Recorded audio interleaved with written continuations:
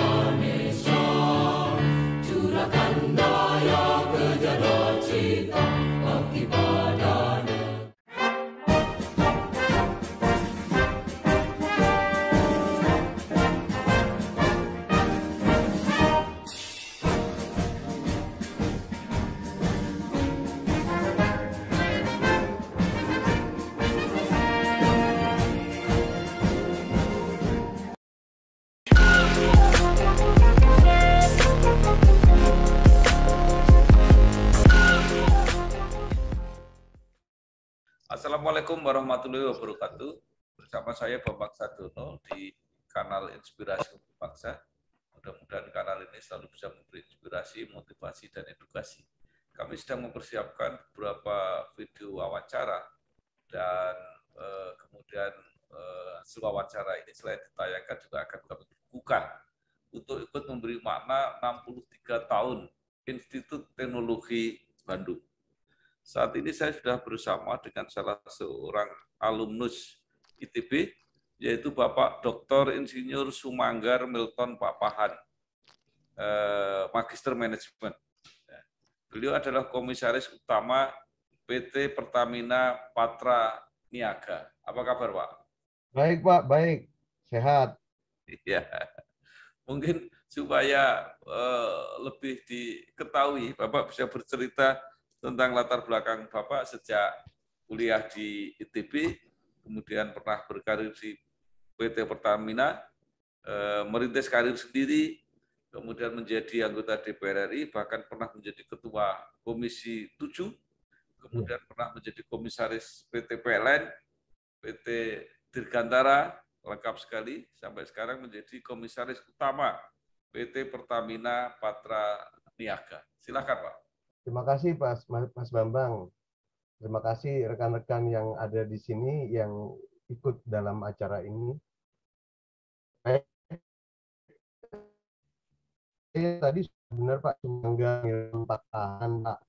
Saya masuk ITB tahun 83 ya. Sudah mencoba yang kedua kali. Awalnya tahun 82 saya mencoba, dan jurusan yang waktu saya pilih awalnya teknik sipil dan arsitek. Cuma karena waktu itu ada kasus punggung, debu, macam-macam, saya kurang konsentrasi. Akhirnya saya belum masuk, saya coba lagi, saya memilih jurusan teknik fisika. Nomor saya, masih ingat saya, 748348. Teknik fisika saya mengambil spesialisasi fisika bangunan waktu itu. Jadi saya menyelesaikan tepat waktu, saya lulus 5 tahun lah di wisudanya tahun ke 5 tahun. Selama di kuliah ya biasa-biasa aja Pak. Banyak ikut, selain belajar rame-rame dengan kawan-kawan, dan saya banyak aktif di berbagai organisasi. Ini catatannya Pak. berbagai organisasi, jadi baik di intra kampus maupun di luar. Di situ saya bisa berlatih berbagi waktu, tangguh gitu ya menghadapi segala macam tantangan gitu ya. Jadi kalau nilai sih biasa-biasa aja Pak Bambang. Tapi karena bergaul banyak, kita melayani banyak, kita membantu banyak gitu ya. Hidupnya senang gitu meskipun secara keekonomian susah ya zaman kuliah ya. Tapi karena banyak teman yang care ya sukses. Akhirnya habis itu saya selesai, saya aktif banyak sebagai sekretaris himpunan, sebagai ketua angkatan, banyak kegiatan-kegiatan urusan pekerjaan. Saya juga sempat juga kerja praktek di PT IPTN waktu lalu. Dan pada awal tahun semester 2 itu saya ditawari BPPT untuk sekolah lanjut di Tokyo University untuk computer science, tapi orang tua saya bersikeras untuk lulus ITB dulu. Saya lulus, saya kerja di ini Pak, kerja di PT Philips, kemudian ke Elnusa, kemudian ke Pertamina, gitu loh Pak. Jadi karena terlalu sibuk kuliah yang nggak mikir punya pacar ya Pak ya. Jadi hidup organisasi dan kuliah dan menyenangkan suasana waktu itu. Saya happy sekali. Halo guys, sekarang cuma dengan satu jari, semua urusan listrik langsung beres, res. Ini dia PLN Mobile. Kalau cuma gangguan aja sih, nggak usah panik. Tinggal tap menu pengaduan, cus petugas PLN-nya langsung datang. Atau mau isi token, pasang listrik baru, atau mau ubah daya, atau cek hitungan listrik. Urusan listrik serahin aja ke PLN Mobile.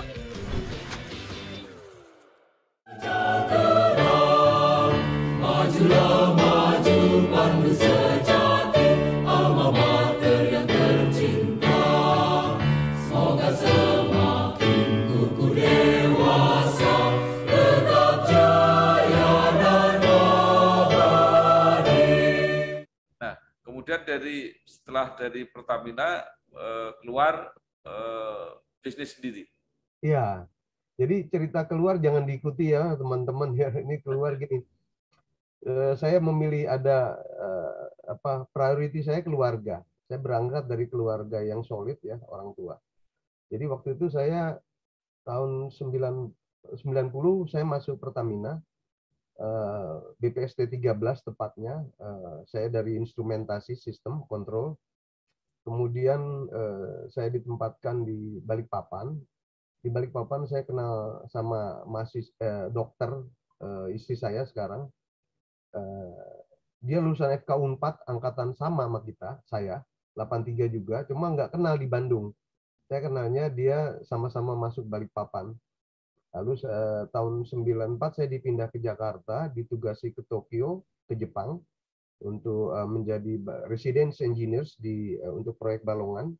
Dan 94 itu akhir saya diberi kesempatan, 95 awal diberi kesempatan untuk ngambil S2 master, S3 di Amerika di penugasan sekolah, dan isi saya di Boston Medical School. Jadi bulan Agustus harus berangkat, SK Maret, kami 4 tahun lebih, 5 tahun, 4 tahun ya, belum punya momongan. Lalu kami ngambil bayi tabung lah di Singapura 3 bulan, ternyata gagal. Lalu pilihannya ini kumpul nggak pernah bisa punya anak atau mau sekolah gitu kan. Jadi saya tanya istri saya A3 atau S3. Dia bilang A3, artinya anak 3. Akhirnya kami kembali ke Indonesia karena sudah ditugasi, ya kami harus mengundurkan diri berdua. Gitu loh, ngambil keputusan yang tepat. Dan pada waktu itu kami masih muda. Saya bilang kamu Unpad, saya ITB. Pasti kita nggak susah di negeri ini, saya bilang gitu. Jadi dengan keyakinan itu kami berdua resign, dan 3 tahun tepat setelah kami resign, putra pertama kami lahir Pak. Gitu loh. Kemudian kedua dan ketiga dapat anak 3, baru S3. Dan setelah selesai Pertamina itu, ya saya bingung Pak, mau ngapain. Akhirnya saya bikin usaha sendiri, dari mulai di garasi rumah sendiri. ya, mandiri ya Pak ya. Saya percaya teman-teman banyak, jaringan saya teman banyak, tapi masih pangkatnya istilahnya kalau umur 30-an tuh masih mayor lah teman-teman saya. Akhirnya saya ngambil keputusan untuk berbisnis di PLN, Pak. Banyak di PLN, di tambang.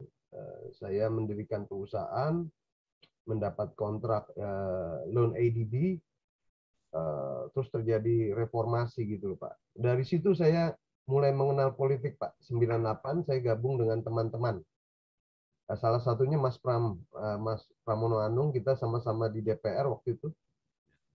Tahun 98 bulan Mei kita alumni ITB masuk ke dalam Senayan membantu mahasiswa gitu ya.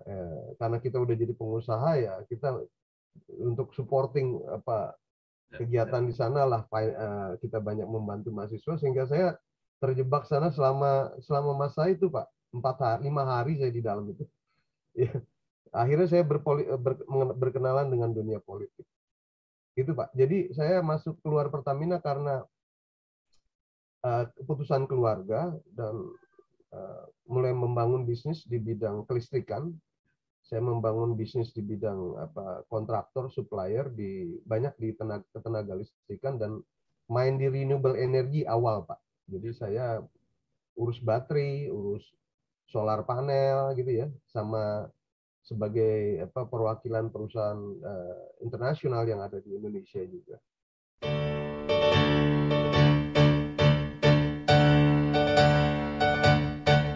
Gerakan langkah tatap ke depan, ITB Citra Ganesha. Curahkan daya kejar cita, bakti padanya. Kemudian masuk menjadi anggota DPR dulu atau menjadi komisaris PLN dulu, Pak? Ini Pak ceritanya, tahun 2001 saya dapat proyek besar ya, SCADA waktu itu. Tapi saya harus melobi, dan saya melobi teman-teman di parlemen supaya ini jangan dibatalkan karena udah winning. Tapi karena situasi 2001 Indonesia sedang ya secara finansial mungkin pada saat itu kurang bagus, sehingga proyek ini terlalu mahal ya, terlalu mewah ya untuk kepentingan Indonesia yang lebih memerlukan pemerataan saat itu. Lalu investasi saya banyak jeblok ya. Saya sudah punya udah ada usaha di bidang hulu, drilling, equipment peralatan perminyakan, kemudian kelistrikan, kemudian saya belum masuk politik, Pak. Kalau belum cukup finansial, saya nggak mau masuk politik. Rayuan ada. Tapi setelah tahun 2001, saya memutuskan untuk masuk ke dunia politik. Pada saat itu ada partai baru, Demokrat, ya saya ikut aja. Ikut ke sana, ikut. Nah, karena latar belakang tadi dari ITB, kita terbiasa multitasking ya. Kita terbiasa bekerja sistematik, membuat planning, organizing, actuating, controllingnya itu sudah bagian dari cara hidup ya. Mulai begitu kita masuk pada suatu tema kita akan fokus. Begitu sih saya komit, saya konsisten gitu loh. Jadi saya masuk politik 2002 gitu, saya mulai membangun organisasi kepemudaan, dan sampai hari ini organisasi itu menjadi organisasi besar di partai yang saya sebut tadi. Kemudian karena aktivitas saya yang luar biasa berorganisasi, ya cepat Pak muncul di permukaan, menjadi ketua-ketua banyak sekali kegiatan, menjadi penanggung jawab banyak kegiatan, sehingga 2004 saya terpilih menjadi calon legislatif. Saya mundur karena keluarga juga. Lalu 2005 saya diminta jadi wakil sekjen dan diminta untuk membangun Partai Demokrat di tanah Papua, Provinsi Papua dan Papua Barat. Sambil menyelesaikan Lemhana, saya menjadi ketua di sana dan memilih kader yang hari ini menjadi gubernur di salah satunya yang saya bina adalah Gubernur Papua hari ini, Pak Lukas NMB. Gitu loh Pak. Jadi sampai saya mendirikan di setiap kabupaten di tanah Papua. hampir almost 39 kabupaten saya jalani di usia saya 40-an waktu itu ya. Akhirnya jadi besar Pak, dan tokoh-tokohnya sekarang menjadi tokoh yang merubah sejarah Papua, menjadi bupati, DPRD, macam-macam lah, gubernur di sana. Itu dulu saya yang merintis di sana. Begitu Pak. Jadi saya masuk politik 2002. Siapkan diri, teguhkan hati, tegakkan tekad pribadi.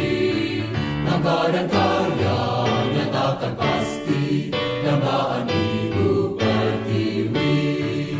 Hai putra bangsa insan bersama. Jadi kemudian masuk antar waktu kalau tidak salah Pak ya, 2006 kalau tidak salah. Tidak, saya dari awal Pak. Karena memang sejarahnya ini nggak boleh langsung saya orang luar Papua jadi DPR waktu itu ya, karena sangat teman-teman saya pengen dari dalam ya, dan saya kan pendiri Pak. Jadi saya banyak mengalah di sana, dan pas kebetulan juga terjadi waktu itu Pak Freddy teman saya, beliau karena ada penugasan menteri selanjutnya, saya langsung Pak. Jadi 2009 Pak. Jadi saya mulai jadi DPR mewakili Papua, bukan Jakarta, bukan Sumatera Utara, tapi saya dari Papua merintis, dan sampai hari ini komunikasi saya lancar, berhubungan baik, menjadi mitra dari teman-teman Papua. Itu Pak. Jadi waktu saya masuk, saya sebagai alumni ITB waktu itu di parlemen, saya ditawari untuk di komisi-komisi lain untuk jadi ketua. Saya memilih Komisi Energi karena memang latar belakang kita banyak berkiprah di energi. 2009 saya masuknya Pak, bukan 2006. Jadi waktu itu Pak Erlangga sudah di situ Pak ya? Pak Erlangga sahabat kita, sahabat saya, dia di Komisi 6. Waktu itu ketua komisi. Ya, dia di konsisten juga di bidang energi. Mungkin bisa diceritakan Pak yang kemudian ada jadi komisaris PT PLN. Ya. Selama saya di parlemen, saya fokus Pak di Komisi 7. Saya tidak pindah-pindah dari mulai anggota menjadi sampai ketua komisi. Saya cinta benar dengan masalah energi. Saya peduli karena saya latar belakang bekas Pertamina. Saya cinta sama alma mater saya. Saya banyak membantu Pertamina. Whatever persoalan saya bantu, dan PLN Pak. Karena saya juga dulu banyak dibantu oleh senior PLN. Saya apapun ya, dari mulai masalah subsidi, masalah tarif, masalah harga, masalah kebijakan. Prinsip saya waktu itu gini, PLN nggak boleh sakit dan Pertamina nggak boleh sakit. Salah satunya itu karena itu adalah pilar. Salah satu pilar aspek kehidupan ada energi. Jadi saya sampai jadi ketua pansus pembangunan kebijakan energi nasional Pak. Salah satunya angka 23% itu keputusan saya Pak waktu itu, meningkatkan dari Perpres jadi PP. Sekarang menjadi kebijakan itu.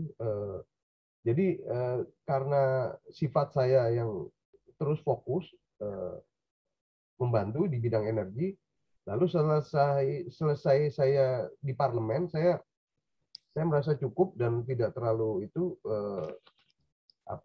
ngotot lagi. Saya main biasa. Saya jadi selesai saya dipanggil sama menteri Pak. Gitu. Jadi menterinya pada waktu itu Pak Dahlan Iskan, saya tanya, kamu mau kemana setelah ini? Ya, saya mau jadi pengusaha lagi balik. Tapi dia bilang, bantulah kita di tadinya saya bilang kalau Pertamina saya mau, tapi dia bilang ke PLN. Oke, saya terima di PLN. Di PLN saya kebetulan banyak aktivitas di sana, jadi paham sekali. Kemudian pergantian pemerintahan, pada saat saya di DPR, saya menginisiasi program kepada 8 memberi anggaran dengan tim saya untuk membuat suatu pesawat gitu ya, pesawat baru. Karena IPTN waktu itu PTDI bukan di komisi kami, di komisi 6 dia. Kami melalui 8 anggaran kami dorong untuk membangun N219. Itu. Jadi pada saat itu Deputi Menteri mengingat saya, Pak Milton pernah di PT IPTN ya? Iya. Kalau bisa tolong bantu sampai di sana, sampai pesawatnya bisa terbang. Istilahnya gitu ya, istilah dia. Dan ya saya habis itu ditugasi di Dirgantara kembali Pak. Habis PLN mengawal 35.000 gigawatt waktu itu Pak. Ya. Proyek itu saya kawal, itu salah satunya. Kemudian mendorong rasio elektrifikasi nasional untuk meningkat, kemudian juga menetralkan energi primer ya, waktu itu batu bara, gas, BBM, meningkatkan porsi EBT-nya, energi baru terbarukan. Di situ Pak. Jadi habis itu saya ke Dirgantara Pak. Jadi dari mulai listrik lari ke pesawat ya, dari minyak, listrik, pesawat, kebijakan, ya semua bisa Pak gitu. Tugas mulia menantimu, semangat dan tekad kembangkan selalu, sinar terang pasti datang. Kajilah ilmu dan teknologi, seni dan budaya bangsaku. Iya, luar biasa. Pak, ini sekarang PT Pertamina Patra Niaga menjadi koordinator subholding, membawai beberapa anak perusahaan. Jadi berarti ruang lingkupnya apa saja sekarang, Pak? Ya, awalnya Patra Niaga tuh didirikan tahun 97 ya Pak ya. Dia bergerak di usaha hilir migas ya, melayani kebutuhan energi di jasa distribusi migas. Nah, setelah ada program subholding end state, legal end state September 2021 lalu, di mana saya sudah jadi komisaris, kita diberi tugas untuk lebih luas menjadi subholding commercial and trading. Kalau saya memasarkan di masyarakat, di anak-anak rekan anggota-anggota saya milenial, saya menyatakan sebagai cool and trendy, CNT cool and trendy. Jadi dia tuh bertugas untuk mengembangkan bisnis ke konsumen ya, B2C, business to consumer, terus B2B, business to business yang juga pemasaran holding dari retail, dari korporat semua tuh Pak ya, tambah juga portfolio LPG, petrochemical, pelumas, dan lain-lain bisnis yang berkaitan dengan aspek trading energi itu di bawah kami. Kita Patra Niaga selain pemasaran, juga pemasaran dalam dan luar negeri, kemudian juga ada 4 anak perusahaan yang bermarga, saya bilang Patra Trading, Patra Logistik, Patra Bus, Patra SK. Kemudian ada 5 yang berinisial Pertamina dari Pertamina, Pertamina International Timor Pizza, Pertamina International Marketing Distribution Singapore, Pertamina Retail untuk jaringan SPBU dan non-fuel business. Kemudian ada Pertamina Petrochemical berkaitan dengan bisnis petrochemical, dan Pertamina Lubricant. Jadi ada 9 plus 8 more se-Indonesia. Jadi kalau bicara Pertamina yang ada di titik-titik di seluruh Indonesia sampai ke tingkat kecamatan ya Pertamina Patra Niaga atau Commercial and Trading. Gitu loh Pak. Bukan sikap dan tekad memberi sampai masa gembira, rentangkan sayang, pancarkan citra, cerdaskan negara, banggakan bangsa, banggakan Indonesia, adil makmur. Nah, ini di masyarakat yang paling terasa itu kalau ada produk-produk Pertamina yang baik sudah naik maupun baru dirumorkan akan naik. Nah, itu seperti apa Pak sebenarnya prosesnya? Sensitif ya masalahnya karena ini dengan publik ya. Karena ini vital juga, energi adalah bagian vital dari kehidupan. Jadi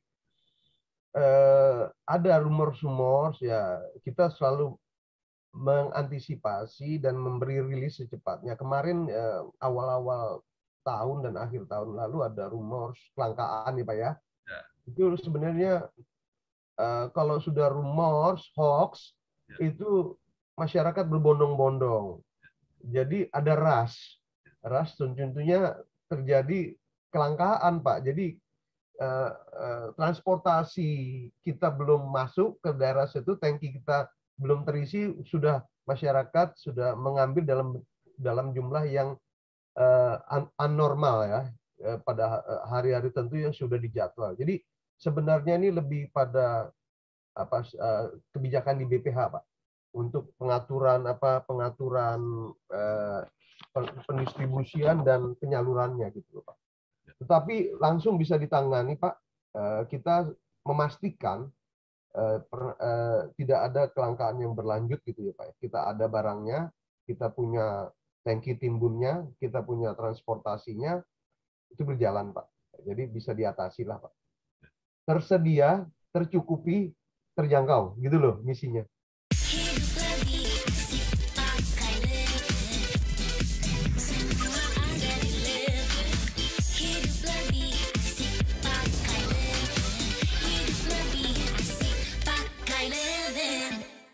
Beberapa kasus itu biasanya dikait-kaitkan dengan pemerintah atau Pertamina ingin naikkan tarifnya, Pak. Ya, soal tarif begini, Pak. Kita masih mengacu harga tahun 2020-an ya, Pak ya. Kita belum naik lagi. Kita tuh waktu itu kita kan menggunakan rumus middle oil plus, Pak. MOPS. Jadi MOPS plus alpha. Ya, plus pajak gitu ya. Ada formulasinya. Waktu itu benchmarkingnya angkanya 45 US dollar, Pak. Harga ICP, Pak. Nah, tahun 2021-2022 merangkak sampai 92, Pak. Bapak, kita kan kita memasarkan sebagian dari produk yang dibuat oleh kilang Pertamina, KPI, subholding, itu yang dia masak. Kemudian kita juga mencukupinya dengan impor. Nah, harga itu yang harga yang pemerintah namanya ada 3, Pak ya. Jadi ada jenis bahan bakar tertentu, ini ditentukan pemerintah.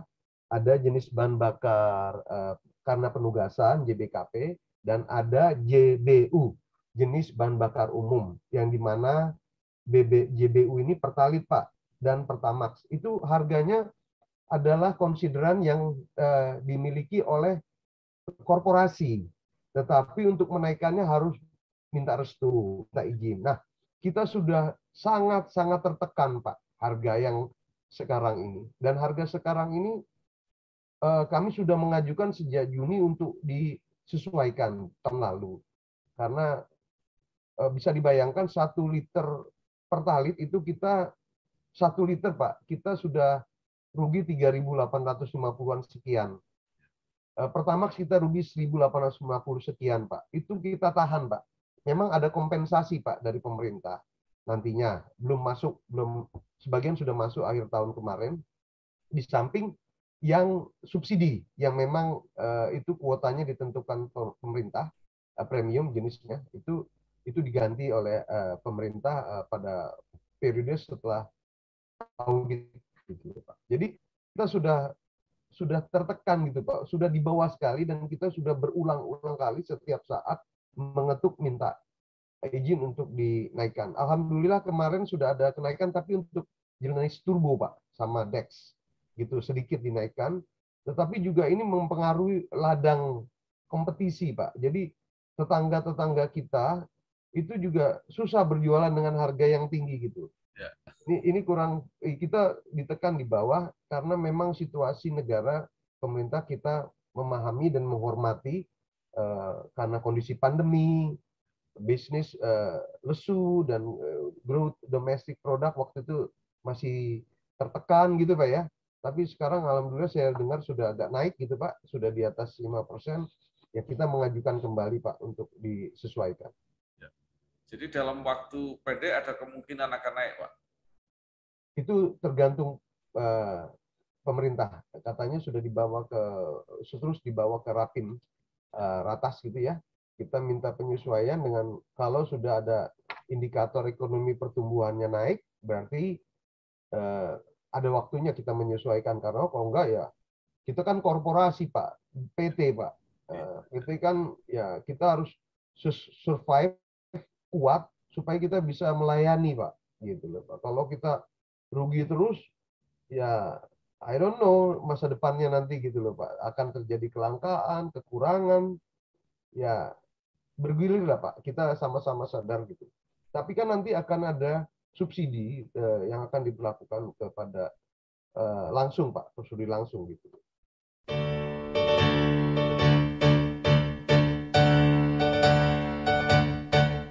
Gerakan langkah tatap ke depan, ITB Citra Ganesha. Curahkan daya kejar cita, bakti pada Apakah kelangkaan, kekurangan itu ada kaitannya dengan apa Pak? Masalah yang dihadapi di kilang, misalnya kilang Cilacap yang pernah terbakar dan sebagainya. Enggak Pak, kita sudah ada schedule ya Pak ya. Kita punya apa yang dinamakan ketahanan energi ya, ketahanan BBM kita Pak. Cadangan BBM nasional kita Pak. Itu kita idealnya 21 hari Pak. Jadi apabila tidak kilang itu shutdown, trip, dan juga terjadi blockade dari luar, tidak bisa masuk minyak, itu kita masih tahan. Kita punya tangki-tangki terminal besar, tangki timbun kita di 6 titik di Indonesia. Kemudian tangki-tangki BBM kita di setiap lokasi provinsi bahkan kabupaten ada 118 lebih tangki terminal TLPG, TBBM gitu Pak, fuel terminal. Itu sudah masif, sudah jalan Pak, standar, dan itu berlangsung terus. Kalau terjadi kayak trip itu kan, atau katakanlah kilang terbakar, kan nggak semua Pak. Tangki timbunnya kemarin memang terjadi di Cilacap dan di Balongan ada insiden gitu ya, tapi tidak besar gitu ya, bisa ditangani langsung. Yang agak lama memang yang ditangani yang di Balongan kemarin agak cukup lama karena ada 3 tangki di sana yang terbakar gitu. Ya. Itu proses masih jalan Pak, processing refinery tidak terganggu, itu sudah dialokasikan, begitu kejadian ditutup dan kita manuver untuk tetap produksi. Tapi maaf, ini jawabannya orang kilang harusnya nih. siapkan diri, teguhkan hati, tegakkan tekad pribadi. Langkah dan karya nyatakan pasti, dambaan ibu pertiwi. Hai putra bangsa insan bersama. Nah, ada kaitannya dengan kilang itu kan dulu pernah ada program mau menambah kilang Pak di Cilacap, tapi kan sampai saat ini belum terjadi. Gimana rencana ke depannya? Ini Pak, part of the system kilang adalah motornya, katakan dasarnya ya. Kita punya crude, kita masak, kita pakai, kita jual, distribusi. Nah, sejak saya masuk dulu tahun 90 ada program membangun 8 kilang sebenarnya Pak. Yang terjadi 2000 waktu itu hanya 1 di Balongan. Lalu karena kapasitas kilang itu udah pada turun karena sudah tua lah ya Pak ya. Udah tua, produksi turun dan kebutuhan meningkat. Tapi untuk membangun kilang kita perlu jaminan crude-nya Pak. Yang kita masak apa? Jenis apa? Lalu kita mendesain sistemnya. Itu loh Pak. Jadi enggak kita bikin kilang, beli mana-mana sayur crude-nya terus kita masak, nggak begitu kan? Itu ada sistem, ada yang menyesuaikan dengan produk yang ditentukan spesifikasinya. Jadi nggak bisa menerima segala. Dua, itu ada proyek namanya Refiner Development Master Program (RDMP) Pak. Jadi kita yang jalan sekarang di Balikpapan sudah jalan. Kemudian ada juga rencana di Dumai, di Cilacap, di Pelaju. Ini masuk program strategis nasional. Kemudian juga ada namanya Grassroots GRR Tuban dan Grassroots Bontang. Ini semua untuk masa yang panjang ke depan, perhitungannya 25 tahun ke depan lah kira-kira itu Pak. Kesiapan kita untuk merevitalisasi optimalisasi dan permajaan kilang gitu loh. Gitu Pak. Produksi juga ditingkatkan gitu. Bu, pinjam mobil. Boleh, tapi nanti anterin ibu arisan dulu sama isin pulsa. Transferin buat bayar arisan, terus nanti ambilin cash juga. Pinjam mobil sekali, nantinya banyak. Makanya perbanyak transaksi, kumpulkan poin, lalu tukar dengan kupon undian di BNI Mobile Banking dan menangkan hadiahnya. Gak pakai nanti.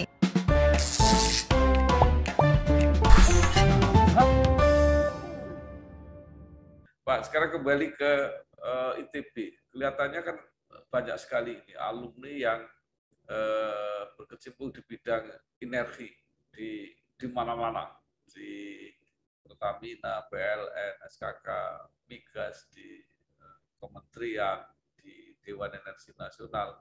Nah, apakah itu apa Pak sering membantu dalam bidang koordinasi untuk masalah-masalah energi? Bisa dikatakan ya membantu, bisa dikatakan juga tidak ya. Membantu jelas kebanggaan alma mater Pak. Soal komunikasi, koordinasi ya tergantung lingkungannya. Jadi memang saya mengapresiasi rekan-rekan terus konsisten dan terus berkomitmen untuk menjadi pilar yang bagian dari anak bangsa yang menjaga negeri ini, memajukan negeri ini ya. Saya bangga gitu. Jadi kalau saya menjalani hidup udah pernah jadi profesional, ya, menjadi politisi, menjadi pejabat, menjadi apa ya, pegawai juga saya pernah gitu, dan menjadi pendidik juga pernah gitu. Jadi saya jalani itu semua. Sahabat-sahabat saya terutama yang seangkatan gitu ya banyak berkiprah, dan saya bersyukur banyak teman. Dan jadi kalau memang kadang-kadang kita harus pakai jalur itu Pak. Jadi sense of apresiasi, sense of belonging, dan sense of responsibility sebagai alumni itu melekat Pak. Jadi kalau dia mengatakan Pak ada tamu di depan, dari mana? Dari TB. Wah kita langsung Pak respon Pak.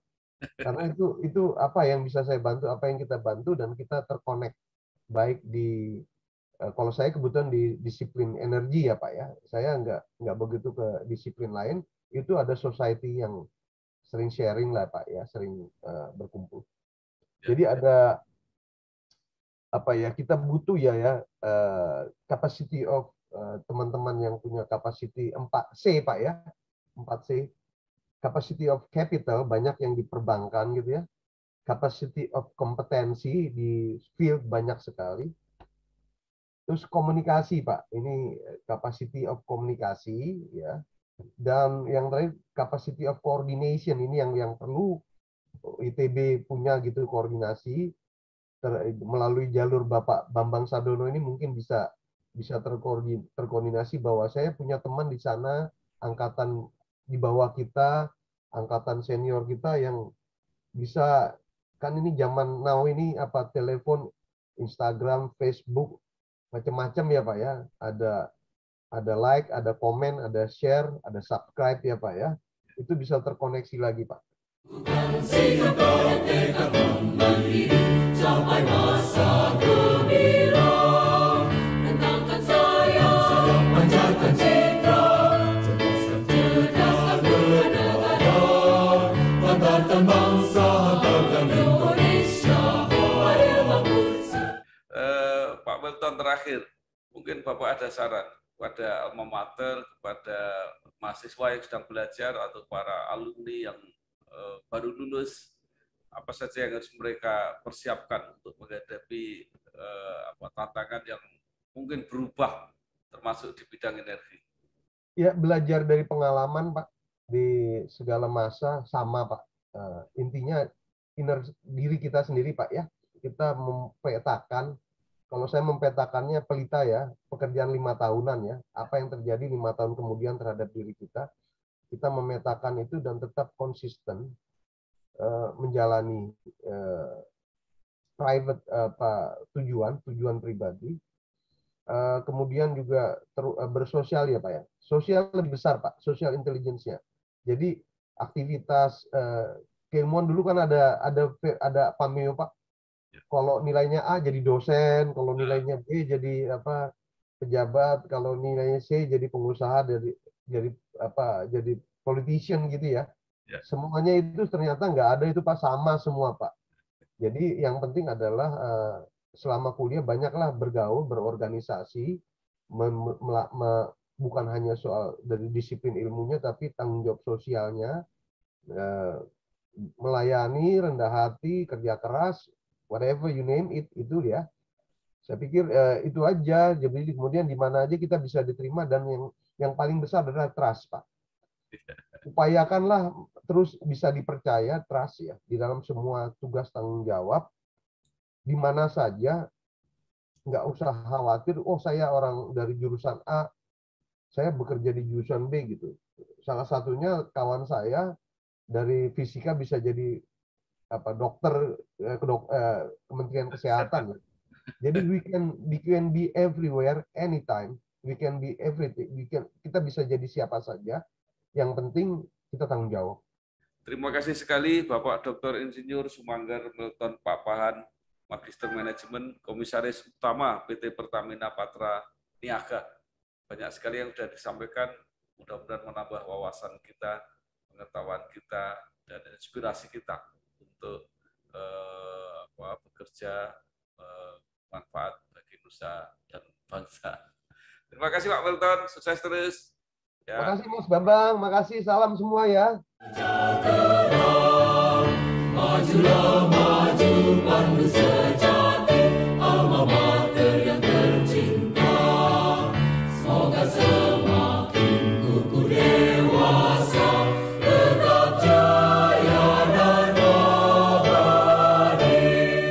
Halo guys, sekarang cuma dengan satu jari, semua urusan listrik langsung beres, res. Ini dia PLN Mobile. Kalau cuma gangguan aja sih, nggak usah panik. Tinggal tap menu pengaduan, cus petugas PLN-nya langsung datang. Atau mau isi token, pasang listrik baru, atau mau ubah daya, atau cek hitungan listrik. Urusan listrik serahin aja ke PLN Mobile.